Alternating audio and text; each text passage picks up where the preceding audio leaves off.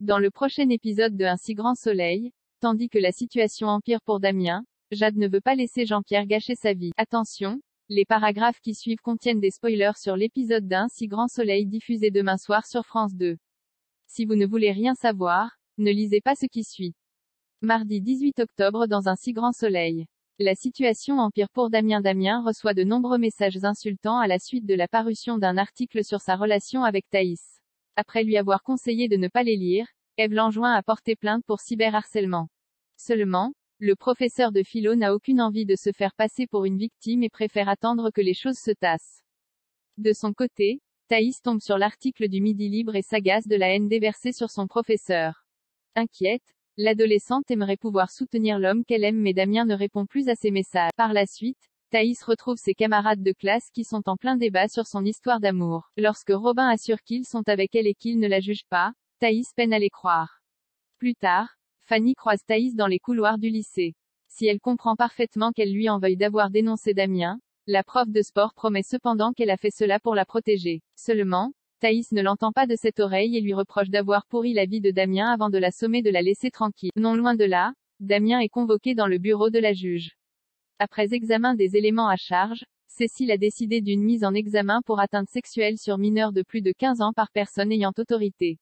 Comme elle n'a pas demandé de mesures de sûreté à son encontre, la juge Alphand lui demande de rester à la disposition de la justice.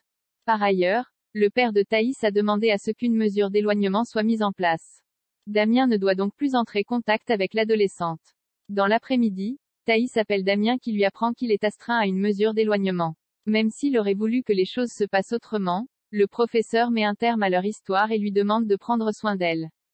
Elle a beau le supplier de ne pas faire ça tout en lui disant qu'elle l'aime, Damien raccroche. Furieuse, Thaïs va voir son père à la pizzeria pour lui reprocher d'avoir sollicité une mesure d'éloignement sans lui en parler avant.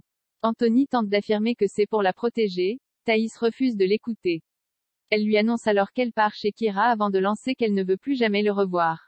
Jade ne veut pas laisser Jean-Pierre gâcher sa vie dans la matinée. Ludo informe sa compagne que l'appartement qu'ils ont visité quelques jours plus tôt leur est passé sous le nez. Seulement, Jade a la tête ailleurs.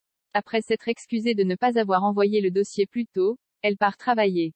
En arrivant à Elle Cosmétique, Jade apprend que Jean-Pierre a fait sensation au salon de Francfort. Lorsqu'elle comprend que son agresseur doit passer dans l'après-midi pour signer une nouvelle commande, la jeune femme panique. Loin de se douter de ce qu'il s'est passé, Laurent espère que son ami ne l'a pas trop ennuyé avec sa cave à cognac.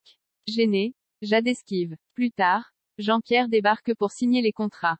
Quand elle se retrouve seule avec lui, Jade le regarde avec dégoût et l'accuse de lui avoir sauté dessus. Jean-Pierre se met alors à rire et va même jusqu'à lui dire qu'il la trouve plus excitante en colère.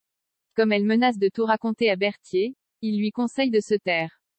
Selon lui, une collaboratrice qui allume ses clients n'est pas une bonne chose pour l'image de la boîte. Une fois Jean-Pierre sorti du bureau, Jade fait un malaise. Bilal, qui la retrouve assise au sol, s'apprête à appeler le médecin, mais Jade assure qu'elle a simplement mangé quelque chose qui ne passe. Par la suite, Jade retrouve Julie au bord de la plage.